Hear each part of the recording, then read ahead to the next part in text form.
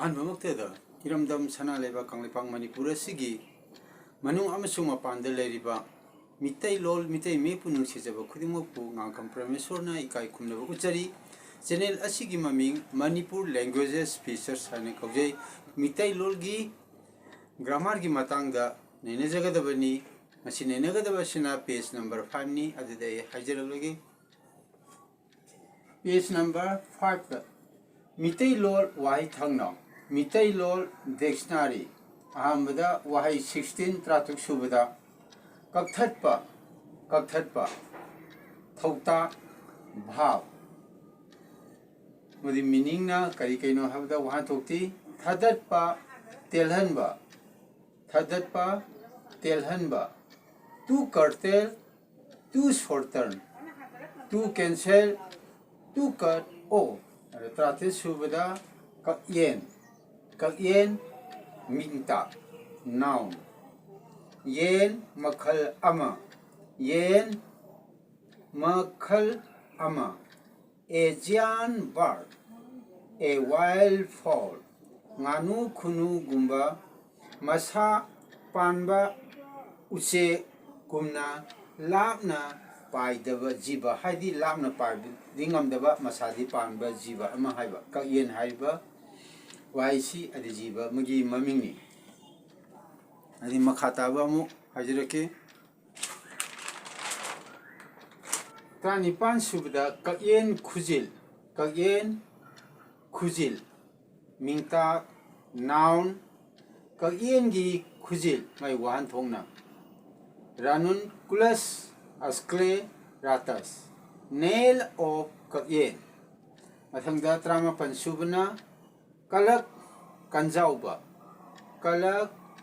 kanjauba mingtik yai the adjective haiba sina adjective ki asambani mi houba khambanba jealous mingta the noun da jealousy mathangda lol nainabagi matangda mu hajarke hojik nainakhiba waising adugi matangda amu lol nainabagi matangda lucharlon gi matangda amu hajarke String number 1 da inablum falling tone haibidi string number 1 da inablum ni inablum ji kari gamanari falling tone ni masi e gamane karimba rising tone oiram targadi hapagi mahutta inaptam oigani rt rising tone equal to english ki I gamane ani suba string number 2 da string number 2 thau sauna haibidi kaino thauta man thauta ane khangnaba sina bhav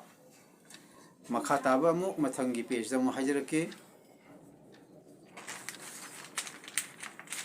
string number 3 4 string number 3 4 seida unaplum seju unaplum leire ana unaplum si kari ga manai falling tone ga manai english da o ga manai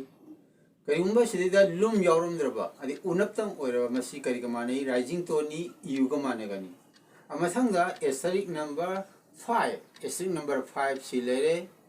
kanjauba haibi matang hidani sidaida kanjauba haibida sida unlum yaur unlum ji kari ga manai falling tone ni si o ga manai mathangda unji kari ga manai rising tone ni u ga managani unda oram tari u ga manani unlum oram targadi falling tone ni sina o ga manai ai mathangda amu sijin nagadaba sidaida number 1 da unablum amasung unaps singdi chaitap sing haidi secondary symbol ni moi secondary symbol oina sineba chaitap ne masangda un lumdi kaino haiba matamda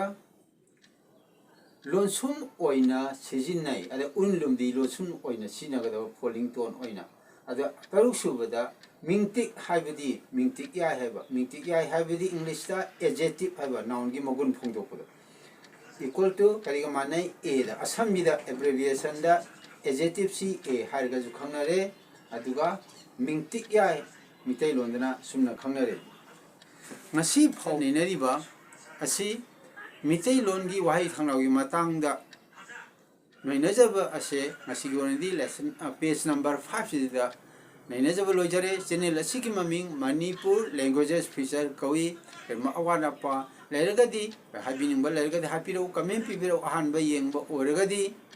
comment pibiro channel asibu subscribe tawbiu subscribe tawbiu khudima amadi comment tawbiu pa khudima pibiro pa khudima angkam promesona ikai kumnaba uchari channel asiki maming Manipur languages features kauje ngasigidi matang asida losenjarage mathangi upload tabu matamda aikoi pumna amok unaminasi